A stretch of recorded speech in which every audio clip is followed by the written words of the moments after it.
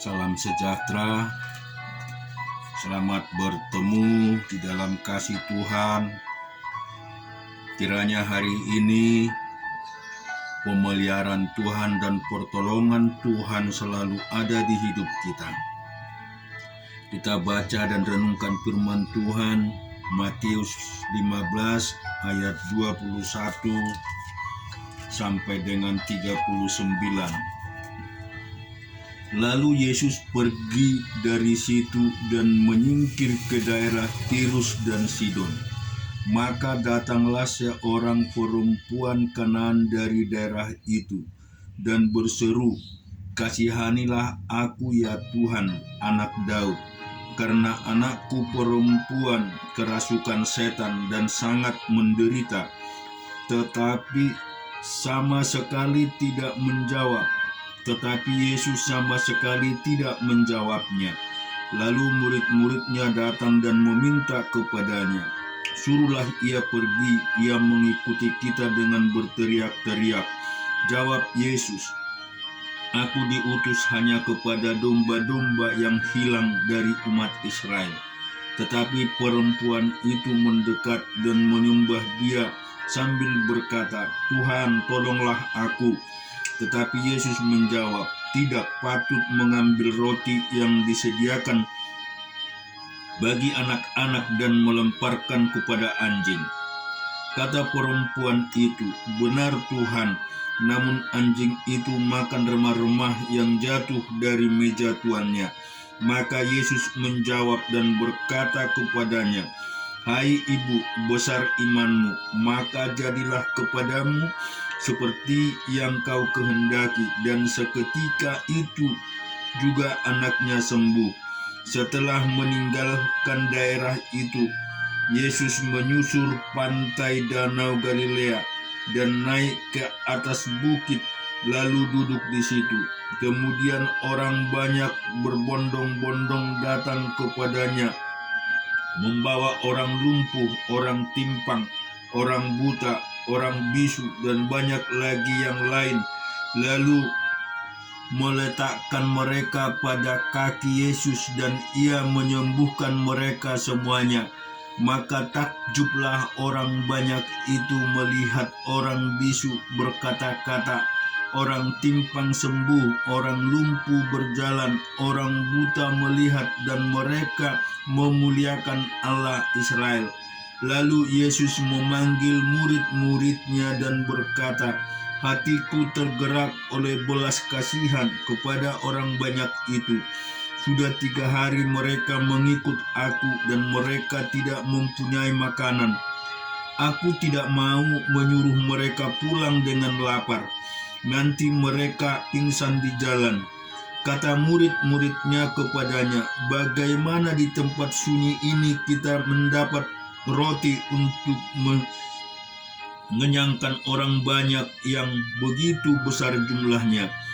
Kata Yesus kepada mereka, "Berapa roti ada padamu?"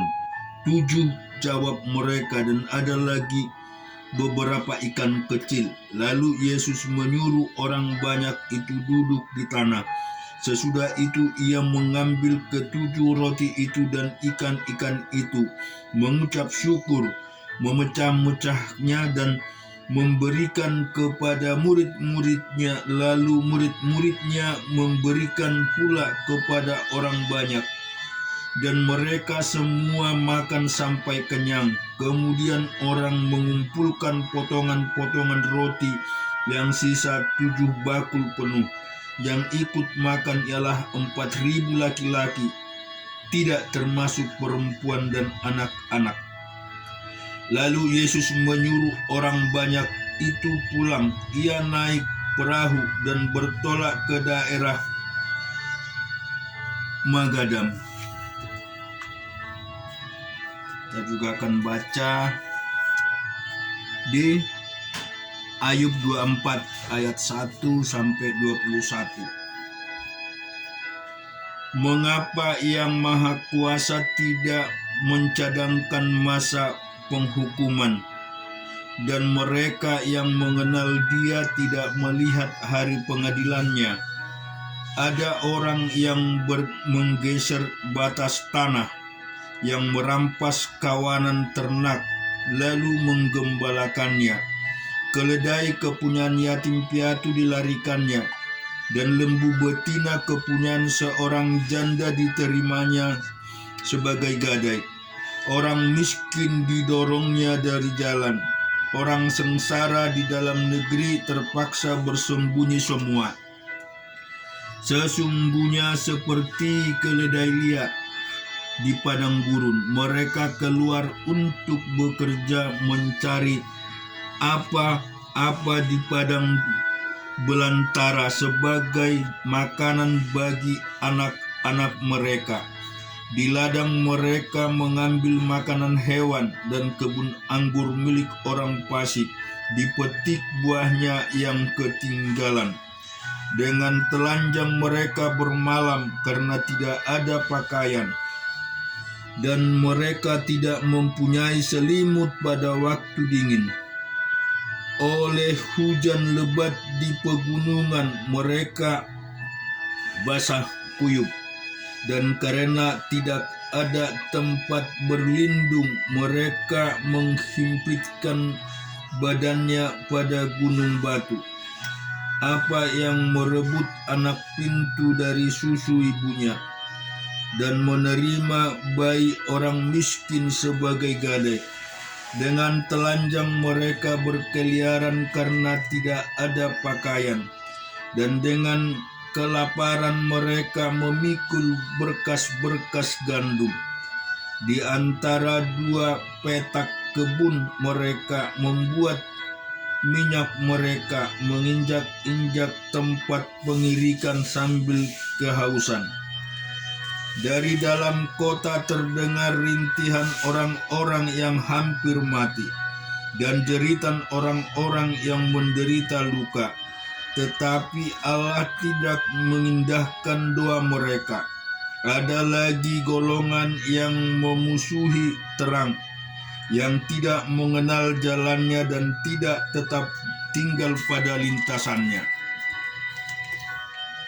Pada parak siang bersiaplah si pembunuh, orang sengsara dan miskin dibunuhnya, dan waktu malam ia berlaku seperti pencuri. Orang yang berzina menunggu senja, pikirnya jangan seorang pun melihat aku, lalu dikenakannya tudung muka. Di dalam gelap mereka membongkar rumah, pada siang hari mereka bersembunyi. Mereka tidak kenal terang, karena kegelapan adalah pagi hari bagi mereka sekalian, dan mereka sudah biasa dengan kedahsyatan kegelapan. Mereka hanyut di permukaan air, bagian mereka terkutuk di bumi. Mereka tidak lagi pergi ke kebun anggur mereka. Air salju dihabiskan oleh kemarau dan panas. Demikian juga dilakukan dunia orang mati terhadap mereka yang berbuat dosa. Rahim ibu melupakan dia, berengah mengerumitnya, ia tidak diingat lagi. Kecurangan dipatahkan seperti pohon kayu. Ia menjarahi perempuan mandul yang tidak beranak dan tidak berbuat baik terhadap orang janda, bahkan menyeret orang-orang perkasa. Dengan kekuatannya ia mengaum kembali, tetapi hidupnya tidak terjamin. Allah memberikan keamanan yang menjadi sandaran dan pengawas jalan-jalan. Hanya sebentar mereka meninggalkan diri, lalu tidak ada lagi. Mereka luruh lalu menjadi lisut seperti segala sesuatu. Mereka dikerat seperti bulu tangkai gandum. Jikalau tidak demikian halnya, siapa berani menyangga aku dan meniadakan perkataanku? Kita juga akan membaca di dalam Hakim-Hakim 17 ayat 1 sampai dengan 13.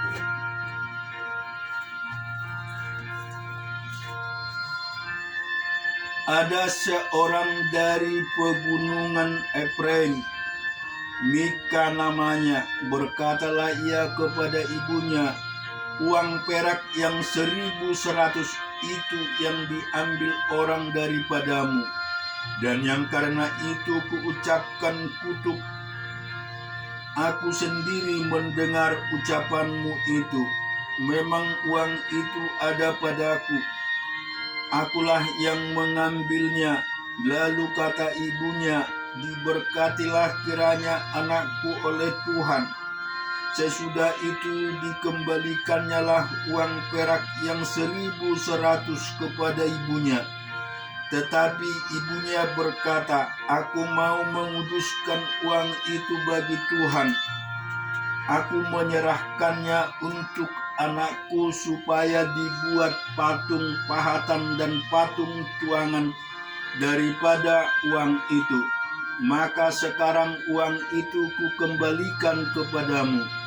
Tetapi orang yang mengembalikan uang itu kepada ibunya, lalu perempuan itu mengambil 200 uang perak dan memberikannya kepada tukang perak yang membuat patung pahatan dan patung tuangan daripada uang itu. Lalu patung itu ditaruh di rumah Mika. Mika ini mempunyai kuil, dibuatnya lah efod dan teraping. Ditakbiskannya salah seorang anak laki-laki yang menjadi imamnya. Pada zaman itu tidak ada raja di antara orang Israel. Setiap orang berbuat apa yang benar menurut pandangan sendiri. Maka ada seorang muda dari Betlehem Yehuda, dari kaum Yehuda, ia seorang Lewi dan tinggal di sana sebagai pendatang. Lalu orang itu keluar dari kota Betlehem Yehuda untuk menetap sebagai pendatang di mana saja ia mendapat tempat. Dan dalam perjalanannya itu sampailah ia kepada pegunungan Efraim di rumah Mika. Bertanyalah Mika kepadanya, engkau dari mana? Jawabnya kepadanya, aku orang Lewi dari Betlehem Yehuda, dan aku pergi untuk menetap sebagai pendatang di mana saja aku mendapat tempat. Lalu kata Mika kepadanya, tinggallah padaku dan jadilah bapak dan imam bagiku. Maka setiap tahun aku akan memberikan kepadamu 10 uang perak, sepasang pakaian serta makananmu. Orang Lewi itu setuju untuk tinggal padanya. Maka orang muda itu menjadi seperti salah seorang anaknya sendiri. Mika mentahbiskan orang Lewi itu, orang muda itu menjadi imamnya dan diam di rumah Mika. Lalu kata Mika, sekarang tahulah aku bahwa Tuhan akan berbuat baik kepadaku karena ada seorang Lewi menjadi imamku. Kita juga akan renungkan di Keluaran 38 ayat 1 sampai 20.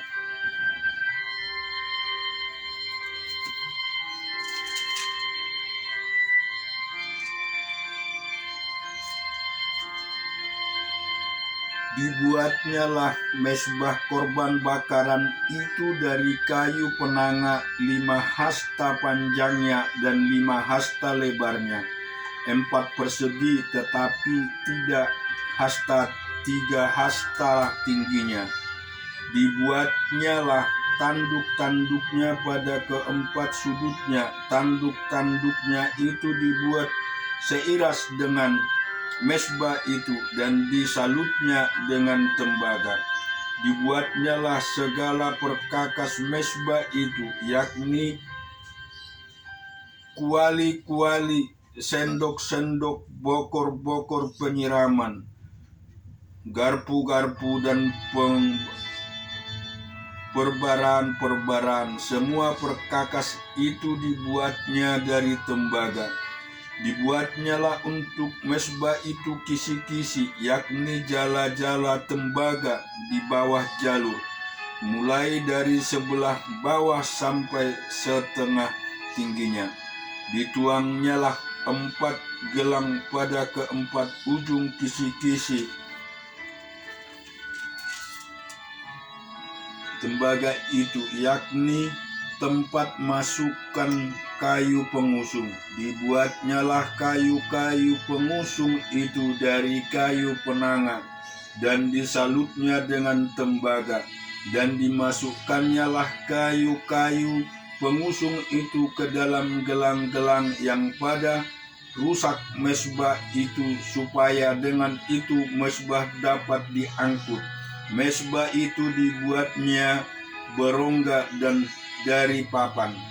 Dibuatnyalah bejana pembasuhan dan juga alasnya, dan tembaga dari cermin-cermin para pelayan-pelayan yang melayani di depan pintu kemah pertemuan. Dibuatnyalah pelataran itu pada sebelah selatan layar pelataran itu dari lenan halus yang dipintal benangnya, 100 hasta panjangnya. Kedua-puluh tiang layar itu dengan kedua-puluh alas tiang itu dari tembaga, tetapi kaitan-kaitan tiang itu dan penyambung-penyambungnya dari perak. Pada sebelah utara 100 hasta kedua-puluh tiang layar itu dengan kedua-puluh hasta tiang itu dari tembaga, tetapi kaitan-kaitan tiang itu dan penyambung-penyambungnya dari perak. Pada sebelah barat layar 50 hasta dengan 10 tiangnya dan 10 alas tiang itu, dan kaitan-kaitan tiang itu serta penyambung-penyambungnya dari perak. Dan pada sebelah timur 50 hasta, yakni layar 15 hasta untuk sisa yang satu disampaikan pintu gerbang itu, dengan 3 tiangnya dan 3 alasnya tiang itu, dan juga untuk sisi yang kedua di samping pintu gerbang itu menyebelah pintu gerbang pelataran itu ada layar 15 hasta dengan 3 tiang dan 3 alas tiang itu.